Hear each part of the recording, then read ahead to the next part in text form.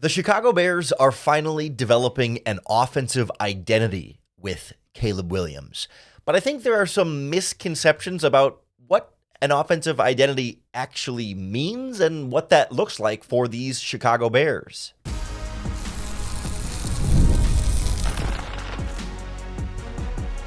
You are Locked On Bears, your daily Chicago Bears podcast. Part of the Locked On Podcast Network, your team every day. This is Locked On Bears, and I'm your host, Lauren Cox. I'm here to bring you your daily, in-depth Chicago Bears news and analysis. You can follow me on Twitter at CoxSports1. You can follow the podcast at Locked On Bears on TikTok, Instagram, Facebook, Twitter, and the Locked On Bears YouTube channel, where you can keep up with all of our video podcasts as well. Thanks for making Locked On Bears your first listen today. We're part of the Locked On Podcast Network, your team every day. Today's episode is brought to you by PrizePicks. Go to prizepicks.com/LockedOnNFL and use the promo code LockedOnNFL to win $50 instantly when you play $5. On the show today, I want to talk about the Chicago Bears from an offensive identity standpoint. How it felt like through the first few weeks of the season, it was an offense lacking an identity. And now it feels like they've got a little bit more of a cohesive identity behind them. But I want to talk about what that actually means, what that looks like, and how sometimes I think it can be misconstrued or misperceived. And it's a little bit more of a, nuanced concept than what we might think of it on a more basic level here. But then we'll look at some of the ways that this Bears offense is shaped by play calling and by game situation and some of the different things they do and don't do that shape this team's identity on offense. And then I do want to wrap up at the end here and also take a quick glance at the defensive identity that, again, I think Matt Eberflus has a certain reputation that is partially true and partially not true based on what this defensive identity actually is. But I want to start a little bit more bigger picture philosophically here about what offensive identity means before we get into some of the nitty-gritty of what the Bears are doing specifically. Because I think when we think the term, okay, this offense lacks an identity, this offense has no identity, early in the season, like what that actually means. Because I do think we have a tendency to want to oversimplify offensive identity into one neat category or just one image of what you picture the offense to be like. And I think part of this is shaped by how we think about, high school and college football, where, I think back to Oregon, I guess as people around there say, the Oregon teams with Chip Kelly, right? They had this identity of spread you out, no huddle, up-tempo, quick passing, you kind of have this idea in your head of okay, that's what that offensive identity was like. Or on the flip side, you have schools like the University of Wisconsin and Illinois and stuff that will go, they're going to have a couple tight ends and a fullback in the backfield, and they're going to run the ball over and over and over again. And teams at the lower levels like that, college and high schools, tend to be very similar in this regard. You can be a little bit more one-dimensional in that regard because you just sort of trust that your talent is going to be better than the other team's talent. And even though they might be able to kind of predict what you're going to try and do, they still can't stop you. But in the NFL, you can't be so predictable. Your offensive identity can't just be that one thing. You can't just be the team that lines up with a fullback and tight ends and runs the ball every single time. That doesn't work. You also can't just be the team that spreads them out with 4 and 5 wide receivers every time and throws. Every NFL offense has to have a lot of balance and has to be able to do a lot of different things. And so it's hard to pin down specifically okay, what is this offense's identity?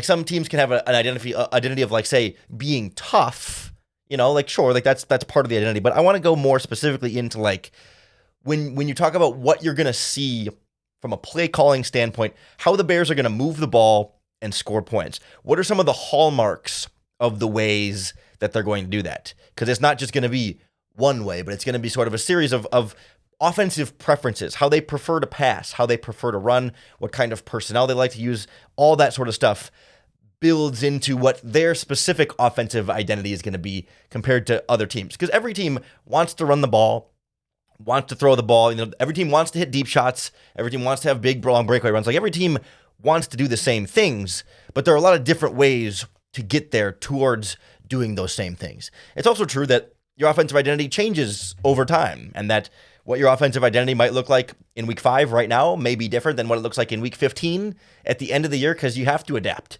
and you have to stay ahead, and you can't just keep doing the same things over and over again, or else you get too predictable, and then defenses adjust to that, and then so you then have to adjust back to the defense. So we've already seen over the course of these first 5 weeks, the Bears do some shifting in their offensive identity, particularly in the running game is where we've seen, I think, the biggest difference from week 1 to week 5.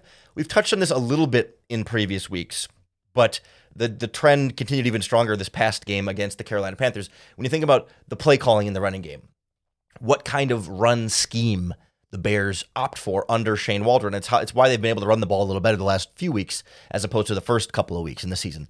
That we knew coming in, Shane Waldron wanted to bring from the Sean McVay tree, a lot of that zone rushing, the outside zone stretch runs to the sideline, and some of the inside zone where you kind of cut back across the flow of the offensive line to find the gap, the lane, I should say, that opens. And that wasn't really working through the first 3 weeks of the season, albeit some good defensive lines they played in a couple of those games, but it wasn't really going. And as over the course of the season so far, you've seen the Bears opt for a lot more gap scheme runs, running power, counter, duo. You're pulling a lineman from the backside, or it's just more downhill, north-south running. So the running back is heading towards the line of scrimmage on the handoff a little bit more than, going horizontally and then needing to turn and cut upfield and build speed that way. This past week against the Panthers was really the biggest jump in gap runs versus zone runs. Early in the season, it was about, 2/3 zone to 1/3 gap over the course of the first couple weeks. Then by week 3 and week 4, it was more like 60-40 and then flipped to 40-60. By week 4, you had more gap than zone for the first time. And now this past week against the Panthers, you were up again like 2/3 gap, 1/3 zone. Instead of the opposite was where they were in weeks 1 and 2. So a very stark reversal of run concepts for this Bears offense that now, from an identity standpoint, identify much more as a power gap style running team as opposed to a flowing zone style of running team, as evidenced by the new Doug Kramer at fullback package, the backup offensive lineman coming on the field. They've gone to a couple 3 and 4 tight end sets with all 3 tight ends plus extra offensive linemen on the field. Like they've gone to some of this heavier personnel in short down and distance situations that works, that has been able to mostly convert those into touchdowns or into first downs when the Bears have needed them.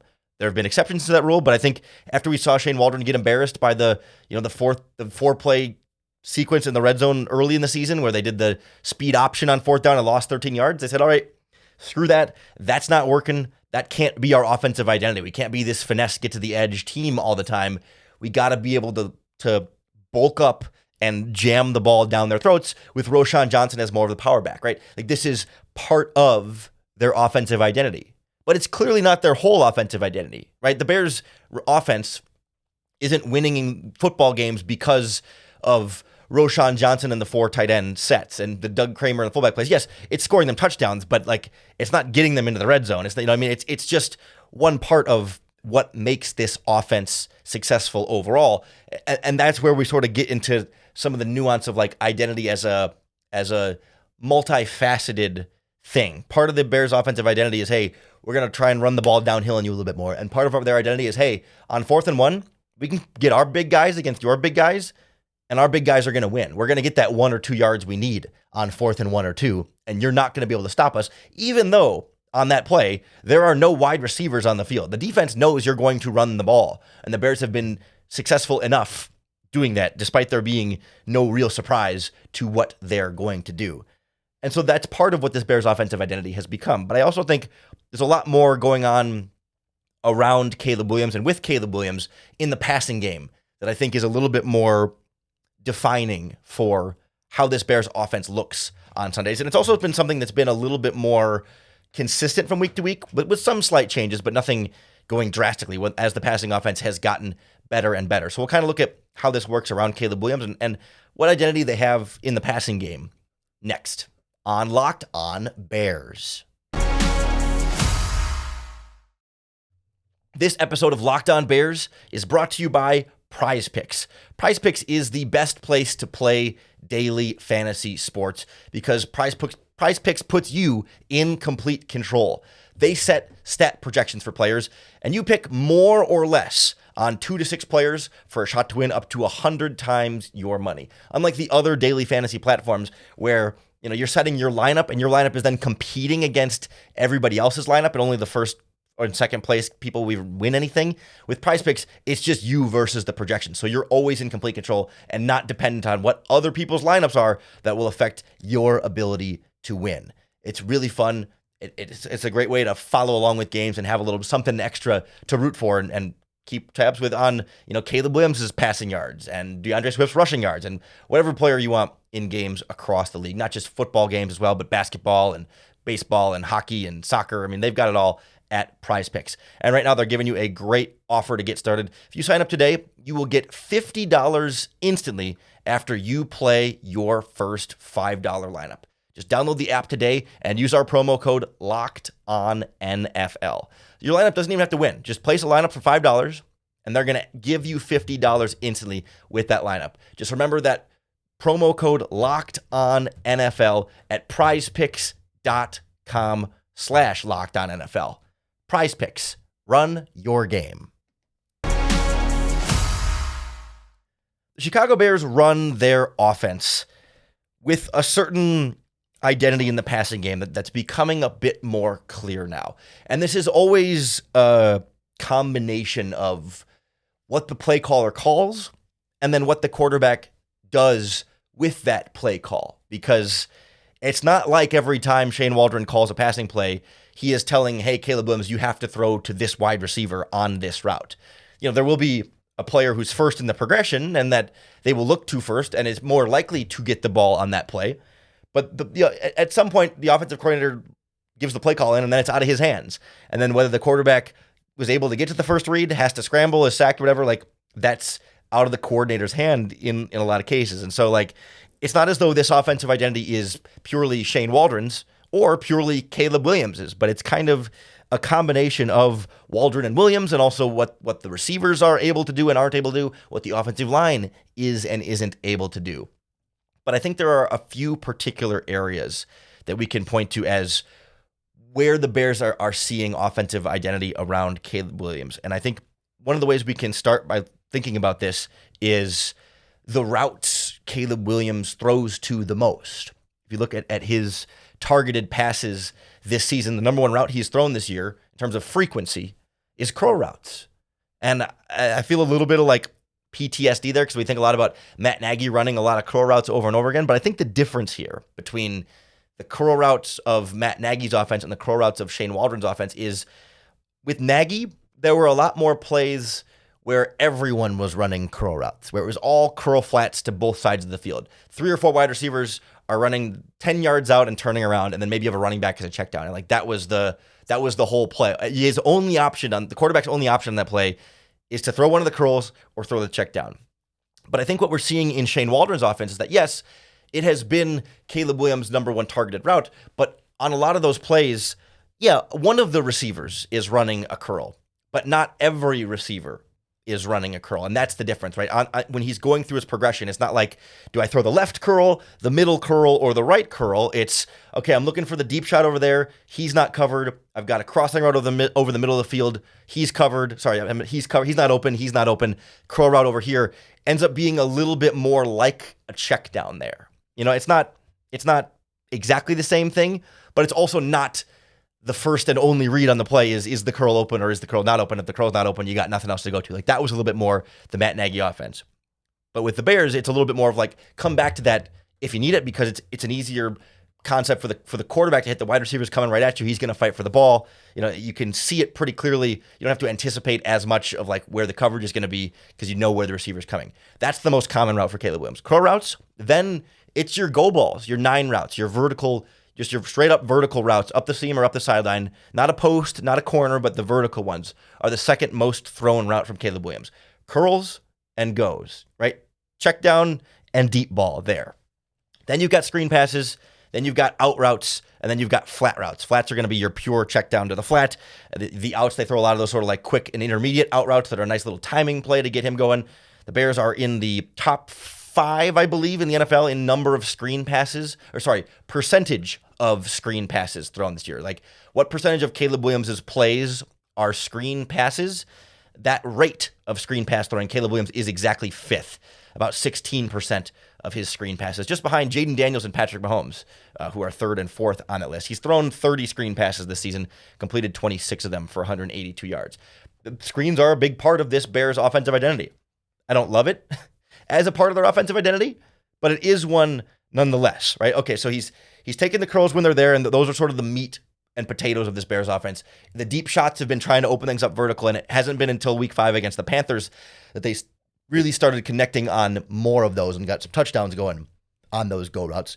Curls, goes, screens, quick outs, flat routes. That's the primary offense passing-wise for the Chicago Bears in terms of the routes that Caleb Williams is throwing. So you can kind of get a sense of, like, they do want to go vertical, and it's much more of a north to south passing offense than an east to west passing offense, right? They want to go vertical, and if not, they'll still go middle of the field a little bit more, and not so much throwing out routes and sideline balls over and over and over again. It's how Caleb's been able to attack the middle of the field a lot better than a lot of young quarterbacks tend to this early in the process.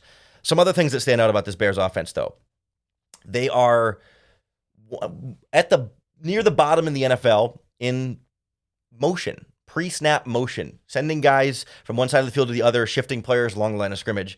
And that's generally something that's viewed as something that makes offense better or easier in theory, because when you send a guy in motion, the defense has to move with that guy, and then maybe that will reveal a little bit more of what the defense is doing. You know, it can be an indicator of man versus zone. If no one follows the receiver directly, but they just kind of shift with him, that tells you zone. Whereas if one guy follows the receiver all the way across the formation, that tells you it's more likely going to be man coverage. It can give the quarterback some clues pre-snap when you do pre-snap motion.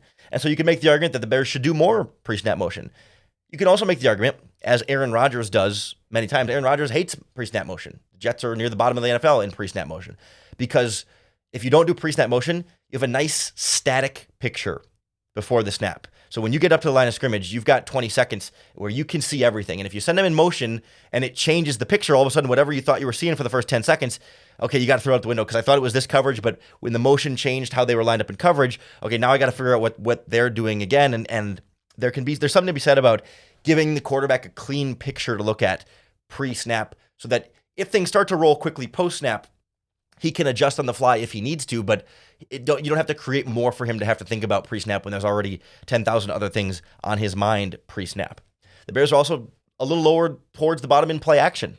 I'd like to see that come up more. They're a little bit more of they're going to line up, and they're not going to change a ton. They might change the protection, they might audible the play, but they're not going to play fake you as much as a lot of other teams. They're not going to move guys around as much as other teams. It's a little bit more like, hey, let's not have Caleb have to do too much at the line of scrimmage this early before his game. That's also why the Bears are near the top of the NFL in no huddle. That's also been a really big part of this Chicago Bears offense this season, especially this last week against the Carolina Panthers was the most hurry-up offense, no huddle, that we've seen from them all season.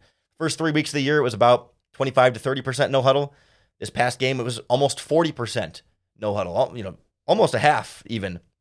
38% is like close to almost half of their offense was in hurry-up mode. And that's how you get Caleb Williams into a rhythm, right? I think you can start to piece together what an offensive identity starts to look like here. Okay, they'll go no huddle. They go empty a lot. They'll hit you with the screen if your pass rush is getting too aggressive. But otherwise, they're going to take some deep shots. They're going to hit the curls in there. They're going to be able to go to the power running game when they need to. And they're not going to be too flashy or overcomplicate things for Caleb Williams. They'll line it up. They'll keep it simple. He can no huddle. And when you go into empty, it further simplifies the picture for the quarterback, because when there's no one in the backfield, then the defense has to sort of spread out and show it's a lot harder to disguise a coverage against empty, because you've got 5 receivers lined up and you can't necessarily like shade a safety one way and still be able to get back to cover 5 other guys. Whereas when there's a tight end or a running back in the backfield, they're in the middle of the field.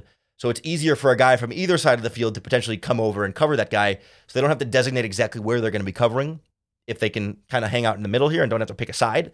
So like there's just a lot of different ways the Bears can and have made their offensive identity easier on Caleb Williams here. The screen passes are meant to make things easier. The no huddle is meant to make things easier. The lack of motion is meant to make things just a little bit easier. Same thing with empty, meant to make things a little bit easier. And then from there, he can read deep to underneath the go balls, the curls, the quick outs, throw in some screen passes in there as well so he can get some rhythm throws going. And that's how you've seen this offense start to find more success here this past couple of weeks. And I think that they're trying to then take this identity and ride that as far as it can take them, knowing that they're going to have to adjust, to different defenses, and that if they just kind of do the same things every week, it's not going to work. There's always going to be shifts and changes, but we're seeing evidence of them being willing to do that in terms of how the run scheme has changed, like we talked about. We're seeing evidence in them being willing to do that in how the personnel has changed. We've talked about that in the podcast a couple times, how Gerald Everett's playing time has gone way down and Mercedes Lewis playing time has gone up.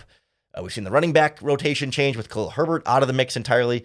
Bears have gotten back to less of all three wide receivers on the field, more different tight end personnel packages. Shane Waldron has been willing to adapt.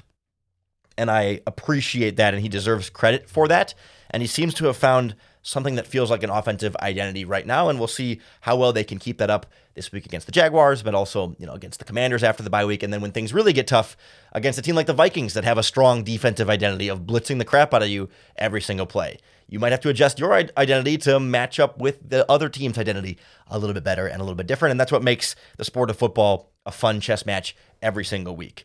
Speaking of defensive identity, I do want to touch briefly on that side of the ball with the Bears and what that looks like under Matt Eberflus's defense this year, where it's not your father's Matt Eberflus defense, at least not what his reputation was coming into Chicago. So we'll kind of talk about what that's looked like and how that's changed over the years as Eberflus has adapted.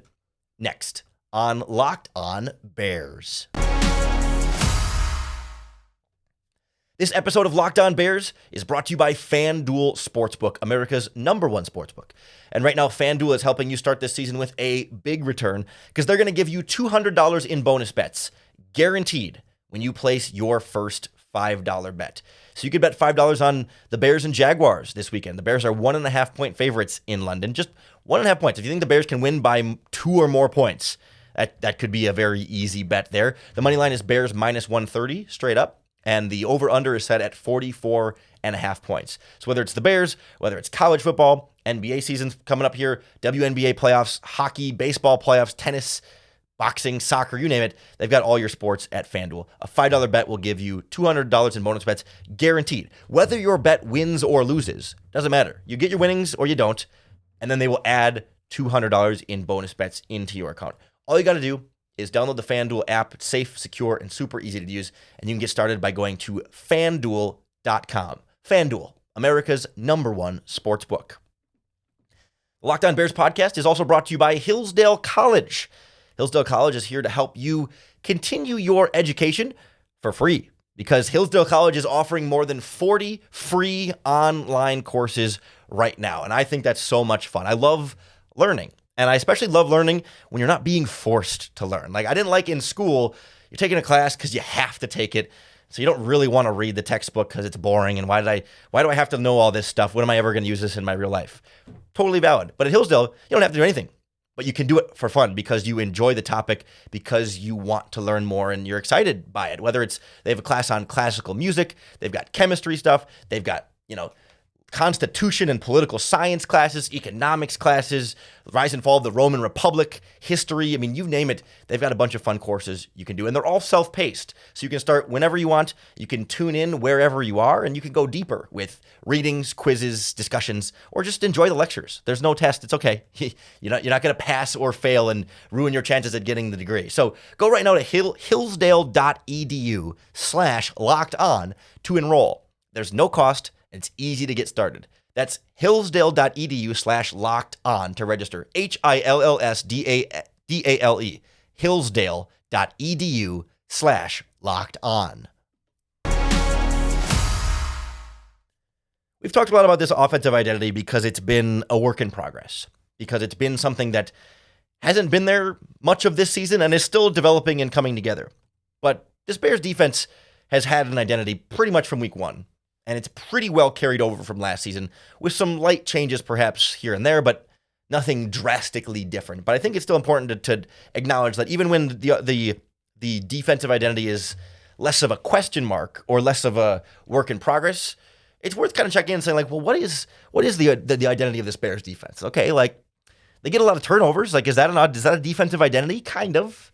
They are aggressive in coverage. They're opportunistic. They're also really good at taking advantage of those opportunities when they are presented to them. Like, that is definitely part of this identity. They're a high energy type of defense. They're a physical defense. They play tough. They hit hard. They force fumbles. They contest catch points. They are aggressive, especially against, less great quarterbacks like Andy Dalton and Bryce Young this past week. They were jumping routes. They're almost daring you to beat them deep.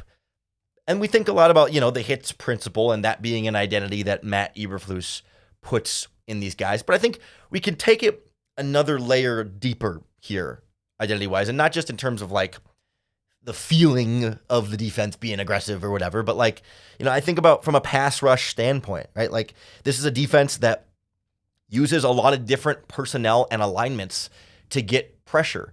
It's been one of the newer wrinkles this season has been using different defensive linemen in different places. Really for the first time, moving Montez Sweat around from not just his usual left defensive end spot against the right tackle, but bouncing over to the right side and even kicking inside the defensive tackle occasionally. Or this season, we've seen defensive end DeMarcus Walker play even more defensive tackle than we saw last season, getting back to some of what he did in Tennessee in that regard.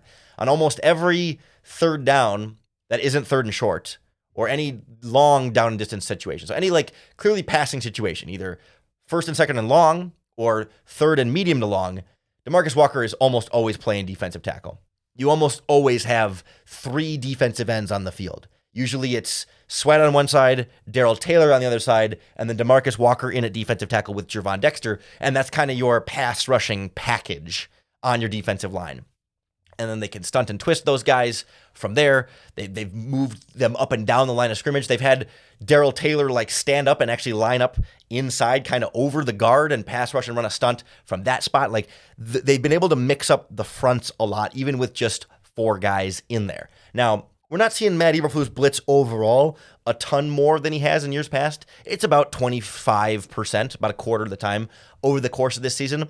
But what we have seen through 5 weeks is that, like, the younger, more erratic or inexperienced quarterbacks the Bears have faced, the Bears have chosen to blitz less. And the more veteran, experienced, quality quarterbacks the Bears have faced, they've opted to blitz more. So, like, the Bears did not blitz Will Levis very much in week 1 and did not blitz Anthony Richardson very much in week 3. They said, you know what? Neither of these quarterbacks is very accurate. And so we think if we just rush 4, we can trust our 7 back in coverage, and they're going to be just fine. And they're still going to get turnovers because we just don't think this quarterback is purely going to beat us enough with his arm. But then when you faced C.J. Stroud in week 2 or Matthew Stafford in week 4 especially, and then to some extent Andy Dalton, they did a little bit of this too. They blitzed them a lot more. They blitzed Stafford more. They blitzed Stroud more than they blitzed Levis and Anderson and Anthony Richardson, because I think they kind of say, okay, if we just sit back in coverage, Matthew Stafford's a good enough quarterback. He can pick us apart. And C.J. Stroud's a good enough quarterback. He can just pick us apart. Sometimes they need to. They're still only blitzing, 35% instead of 25%, which is a lot more, but, like, not half of the time even. But, they have to blitz them more and be a little bit more aggressive and give them a lot more to think about at the line of scrimmage than maybe the younger quarterbacks who they don't need to do as much for and don't need to put as much out on tape for opposing teams to be able to handle there. So, like, I think that's part of the identity, right? It's like, okay, we're gonna try and make life more difficult for veteran quarterbacks and force them into a mistake. Well, we'll let younger quarterbacks force themselves into mistakes. Like, they'll make the mistakes for us. And whenever these quarterbacks make a mistake, whether it's from a blitz or not, we're going to be there to take advantage of it. We're also seeing Matt Eberflus's identity from a coverage standpoint shift quite a bit. He came into Chicago with a reputation as a Lovie Smith cover 2 guy, right? The soft off-zone coverage. Definitely not the case anymore. It was not the case most of last season as well. Number 1 coverage the Bears run, cover 3. They are a cover 3 defense first and foremost. The number 2 coverage they run is cover 1, single deep safety and man coverage underneath. The Bears are primarily a single deep safety team. They are not a 2 deep safety team. They are a 1 deep safety team. Kevin Byard has played a lot more free safety in Chicago than he ever has before. When the Bears blitz, it's almost exclusively out of single high coverages. You're seeing teams try and blitz more out of two high coverages. You can sort of understand the pros and cons of like, okay, if you got two safeties back and you're blitzing an extra guy, then you have even less underneath. But it's a way they can kind of confuse quarterbacks. It's what Steve Spagnuolo does really well for the Chiefs. They're on like trap coverages underneath. It's probably more nuanced than we need to get into right now, but like the Bears blitz out of single deep almost all the time. They run very little cover two. They've been running more cover four lately and going quarters coverage to just take away deep stuff underneath. But the cover two has certainly dropped significantly from where Matt Eberflus was earlier in his career.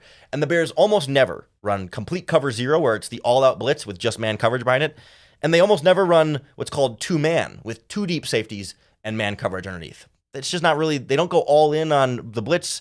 They don't go all in on the coverage either. They like a good balance there. And I think that's a good way to describe Matt Eberflus's defense. It's balanced, but like the players get to be aggressive. Like the play calling is balanced. The players are aggressive. And I think that ends up working out nicely. And it's how this defense remains such a quality group. I mean, with obviously the talent is big too, but it helps them kind of balance out like not getting too caught up in one end or the other. So I realize that like offense and defensive identity don't fit in these nice little boxes where you can say, okay, yes, on offense, they're a power running team, and on defense, they're a blitz team, right? NFL has to be more complicated and nuanced than that. But I hope you get a better understanding of like, here's what the Bears generally tend to do, and that's how they've been able to find success doing those things. As we mentioned, those trends will change over time. They should change. They have to keep adapting and evolving. And so as the Bears' offensive and defensive identities shift, you can be sure we'll break it down for you right here on the Locked On Bears podcast. So make sure you hit that subscribe button on YouTube or wherever you get your podcasts. That way you can keep up with all of our daily in-depth Chicago Bears news and analysis. Thanks for making Locked On Bears your first listen today. We're part of the Locked On Podcast Network, your team every day. Tomorrow we'll talk to Tony Wiggins from Locked On Jaguars to preview Sunday's game in London. I love talking to Tony. He's such a fun guy. We're going to have a good conversation. Trust me, it'll be super entertaining and hopefully a little bit informative as well, but maybe a little more entertaining than informative over the course of that one. We'll laugh a lot. That tends to be how it goes with Tony. So come on back for that episode, because you know, each and every day you tune into Locked On Bears, you're going to get another opportunity to bear down.